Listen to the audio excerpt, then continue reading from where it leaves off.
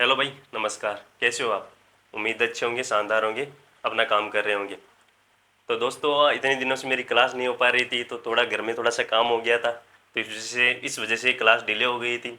बीच में मैं बीमार भी पड़ गया था, अभी भी मेरे को खांसी जुकाम है, तो इस वजह से जो है वो क्लास नहीं हो पा रही थी। ठीक है। और भी बहुत सारे कारण होते हैं, तो इस वजह से क्लास डिले हो गई थी। अब जो मुझे टाइम मिलेगा तो मैं आपके बीच में आता रहूँगा टाइम टू टाइम। तो मेरे साथ आप बने रहना और अपना अपना प्यार बनाए रखना। ठीक है। तो अब हम क्लास लेते हैं। तो आपको पीछे दिख रहा भी होगा, लेक्स यानी झीलें। हम आज झीलों के बारे में पढ़ेंगे, तो तुरंत हम फटाफट ही पढ़ लेंगे। ओके। आपका टाइम भी खराब नहीं करेंगे, और इसके साथ ही मैं आपको तुरंत पढ़ा भी दूंगा और याद भी करा दूंगा। ओके, है ना? तो चलते हैं। तो हम पढ़ते कि पहले ये मैं बता देता हूँ बेसिक सी कि झीलें क्या है। तो झीलें तो साधारणतः वही होती है, जल का जो रुका हुआ भाग होता है, यानी जल का वही स्थिर भाग जो रुका हुआ होता है और स्थल खंडों से घिरा हुआ होता है, झीलों के अंतर्गत आता है, यानी इसे झील बोल सकते हैं हम। ठीक है। और बेसिकली अब हम जो झीलें हैं उसके बारे में अगर पुराने टाइम से पढ़े, तो पुराने टाइम से भी अपना जो झीलों का इतिहास है वो रहा है। जैसे प्राचीन इतिहास में अपने भारत में इन जिलों का अगर हम इतिहास जाने तो यह रहा है कि चंद्रगुप्त मौर्य था, उसका एक सामंत था पुष्यगुप्त। उसने सबसे पहले झील का निर्माण करवाया था, सुदर्शन झील का, जो गुजरात के गिरनार में है। ठीक है। और फिर उसके बाद में उसका जो जीर्णोद्धार है 300 ईसा पूर्व के आसपास, जो शक शासक है रुद्रदामन ने करवाया था। ठीक है। तो ये थोड़ा सा इसका बेसिकली इतिहास है।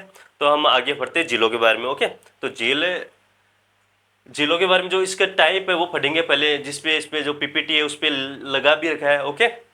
जैसे इस पे लिखा है कि अनूप तथा लेगुन। लेगुन वो होता है जो एकदम खारा होता है। ठीक है। यानी खारा, जैसे चिल्का चिल्का झील भारत की सबसे बड़ी झील है, और वो एक लेगुन झील के अंतर्गत आती है। क्यों लेगुन झील? यानी वो नमकीन है उसका पानी थोड़ा बहुत। ठीक है। जैसे पुलिकेट झील अपने आंध्र प्रदेश में, वो भी एक लेगुन झील का एक उदाहरण है। तो हम लेगुन झील क्या होती है कि किसी विस्तृत जल स्रोत जैसे समुद्र या महासागर के किनारे पर बनने वाला एक उथला क्षेत्र होता है, किसी पतली स्थलीय पेटी या अवरोध द्वारा सागर से अंशतः अथवा पूर्णतः अलग होता है। लेगुन जिले सामान्यतः लवणीय होती है ना, इनका पानी खारा होता है। ठीक है। भारत के पश्चिम तट पर केरल राज्य में असंख्य अनूप कयाल पाए जाते हैं। ओके। फिर क्रेटर झील। क्रेटर झील जो ज्वालामुखी पिंडों से मिलकर बना होता है, क्रेटर। ठीक है। उल्का पिंड गिरने से जो उसका निर्माण होता है ना, जैसे उल्का पिंड के गिरने से बनने वाली छोटी गिरत वर्षा का जल भरने से बनी झील क्रेटर झील कहलाती है। ओके। और इसका जो उदाहरण है क्रेटर झील का, लोनार झील है, जो महाराष्ट्र में स्थित है। बुल्ढाना एक जिला है महाराष्ट्र का, तो बुल्ढाना में ये लोनार झील है। ठीक है। फिर डेल्टा झील। डेल्टा झील जो नदियों के बहाव के क्षेत्र से कटकर जो बनता है, वो क्या होता है? डेल्टा झील होती है। जिसका एक बेसिकली उदाहरण है जो कृष्णा गोदावरी के डेल्टा से बनती है ना, जो कोलेरो झील आंध्र प्रदेश में। फिर टोबा झील, एक कालडेरा झील, टोबा झील। ब्रंश झील, ब्रंश यानी जो अपनी जो नदियां ना, ब्रंश की एक घाटी, यानी काट कर जो नदियां बहती है, जैसे नर्मदा है, सोन है, वो एक है ब्रंश नदी है। ठीक है। तो ब्रंश नदी में, ये ब्रंश घाटी में जल एकत्रित होने से ब्रंश झीलें बनती है। इस झील अक्सर गहरी होती है। उदाहरण बेकाल झील। बेकाल झील भ्रंश से निर्मित होती है। बेकाल झील दरअसल रूस में है। ठीक है। और ये विश्व की सबसे गहरी झीलों में से एक है। क्यों गहरी अपने आप ही हो जाती है? क्योंकि जो नदियां हैं वो एकदम, मतलब पानी को काट कर एकदम गहराई से बहती है। जैसे अपने भारत में उदाहरण मैंने बताया भी, नर्मदा है। फिर टार्न या सरक झील अथवा गिरताल एक हिमनद निर्मित स्थल रूप है। सरक में ये पिघलने वाली झील है। जैसे जैसे मतलब जो ऊपर ऊपर, जैसे ऊपर पहाड़ियों पर जैसे मीठा पानी होता है, मीठा पानी है, मतलब यानी ऊंचे चट्टानों पर। सियाचिन है, सियाचिन के अंतर्गत इसको हम रख सकते हैं, सरक झील को। ठीक है। फिर गोखुर झील। गोखुर झील अर्धचंद्राकार होती है। ठीक है। उसके अंतर्गत आती है गोखुर झील। आगे देखते हैं। उल्का झील, लोनार झील के बारे में हमने पढ़ लिया। विवर्तनक झील, पृथ्वी के अंदर होने वाली हलचलों के कारण जो झीलों का निर्माण होता है, विवर्तन झील के अंतर्गत आता है। इसका एक उदाहरण टिटिकाका झील। हिमानी झील, जो हिमालय से निकल कर बनती है, वो हिमानी झील है। लवणीय झील, जिसका पानी खारा होता है, वो लवणीय झील है। अब हम पढ़ते हैं भारत की प्रमुख झीलें। ठीक है। भारत की प्रमुख झीलें जैसे चिल्का झील है, पुलिकेट झील है, सांबर है, ये सब है। चिल्का झील उड़ीसा में स्थित है, और उड़ीसा के पुरी जिले में स्थित है। वही पुरी जो जगन्नाथ जगन्नाथ मंदिर है पुरी में है, वही वही जिला है पुरी जिला, है ना। ये वनस्पति के आकार की झील है, भारत की सबसे बड़ी लवणीय झील है। ये झील रामसर की सूची में भी सम्मिलित है।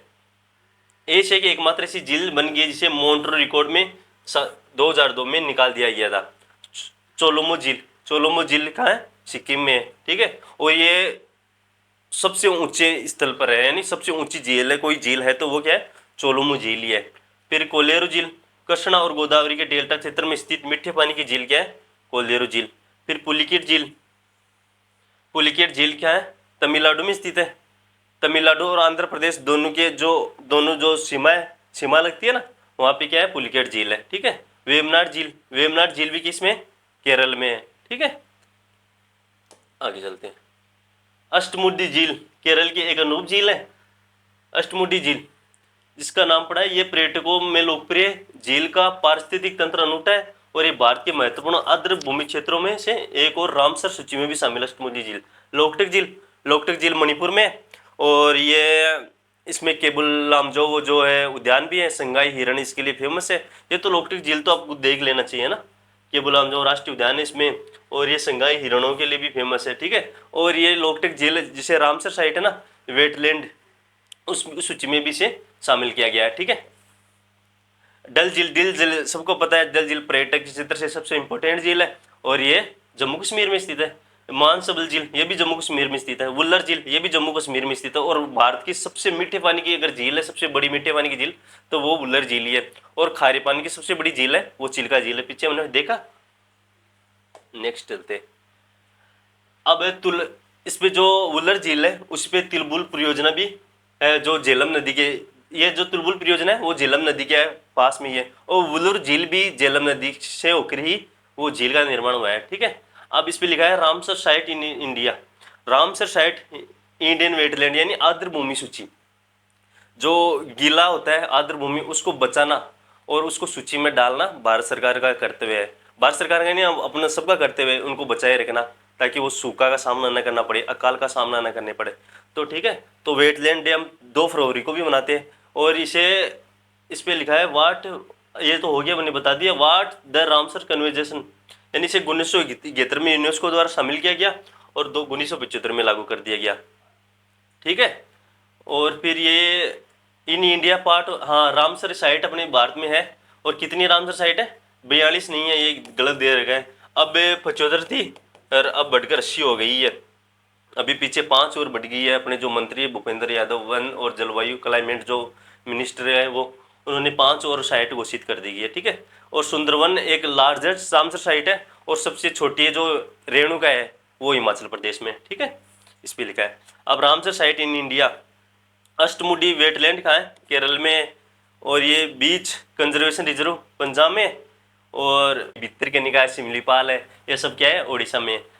भुज, भुज का है मध्य प्रदेश में।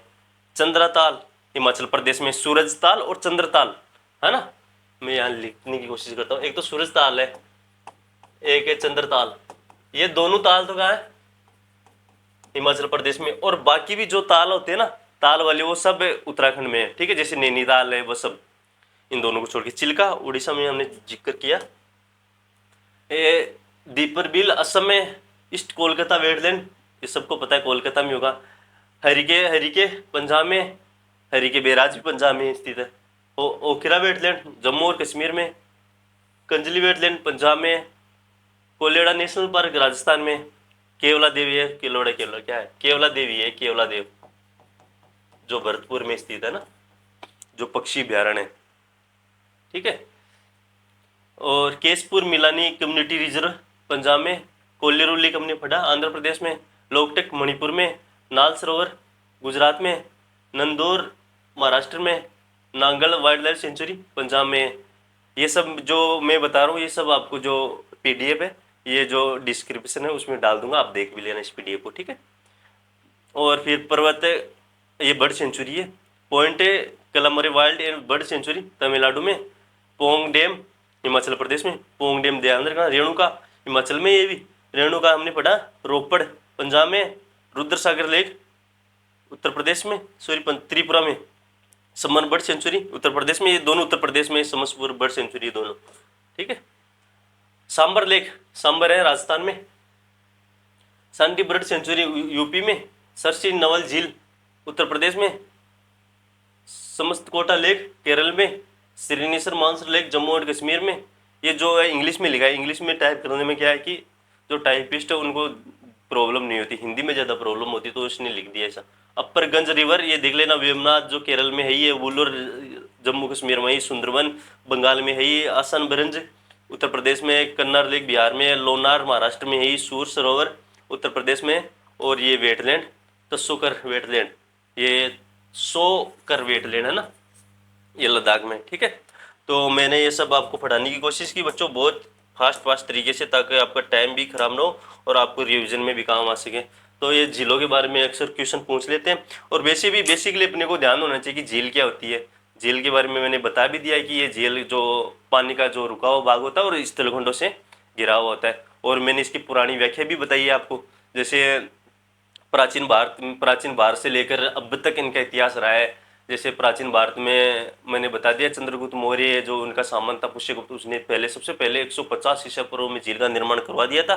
फिर आगे चलकर उसी जो सुदर्शन झील है, उसी का जो हम प्राचीन भारत में पढ़े, जो शक शासक है, शक वंश, शक डायनेस्टी, उसका एक शासक हुआ था रुद्रदामन, उसने उसका दोबारा जीर्णोद्धार करवाया था 300 ईसा पूर्व से लेकर टिल टुडे यानी 2024 तक अब तक झीलों का हम निर्माण कराते आए और इनका जीर्णोद्धार करवाते हैं।